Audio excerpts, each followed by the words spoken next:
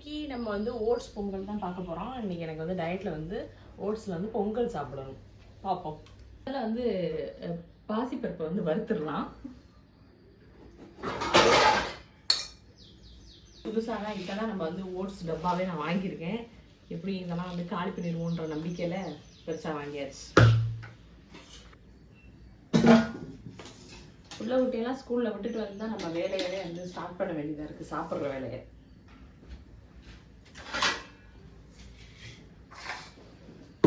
பாசிப்பருப்பு வந்து ஃபஸ்ட்டு வறுத்துட்டு அடுத்து வந்து வேக வைக்கணும்.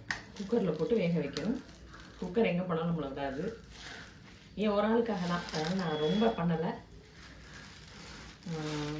கொஞ்சமாக பாசிப்பருப்பு,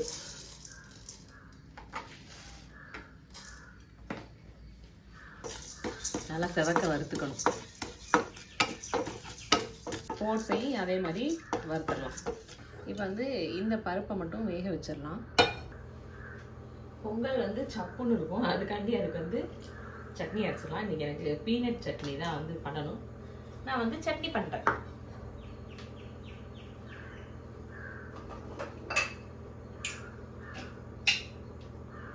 சட்னி வந்து அரைச்சாச்சு. கொஞ்சம் காரமாக வச்சாதான் நம்மளால் ஓட்ஸ் பொங்கல்லாம் சாப்பிட முடியும். ஊற வச்ச பாதாம்லாம் உரிச்சு வச்சிடலாம்.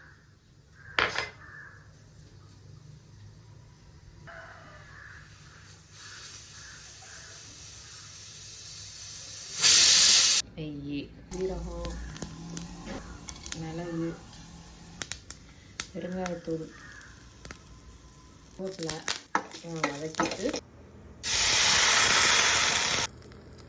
தண்ணி இந்த மாதிரி கொதிக்கிறப்ப நம்ம ஓட்ஸை வந்து ஆட் பண்ணிடலாம். மசிஞ்சு வர அளவுக்கு எனக்கு பொறுமை இல்லை, அதனால் அதை அப்படியே நான் குக்கரில் ஒரு 2 விசில் வைக்க போகிறேன். முன்ன பின்ன ஓட்ஸில் வந்து பொங்கல் வச்சுருந்தா தெரியும். நம்மளே இப்போ தான் தடவை வைக்கிறோம். குக்கரில் போட்டும் ஏதோ ஒரு மாதிரி தான் இருந்துச்சு, வெந்துருந்துச்சு. சரி, இன்னும் கொஞ்சம் கூலாக்குவோம் அப்படின்னு சொல்லிட்டு கடாயில் போட்டு நல்லா அமைச்சு விடுவோம். ஆனால் நம்ம பொங்கல் வந்து ரெடி ஆயிடுச்சு. ஓட்ஸ் பொங்கல்.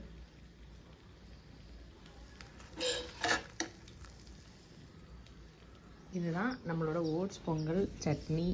இன்னைக்கான மார்னிங் பிரேக்ஃபாஸ்ட் டயட்.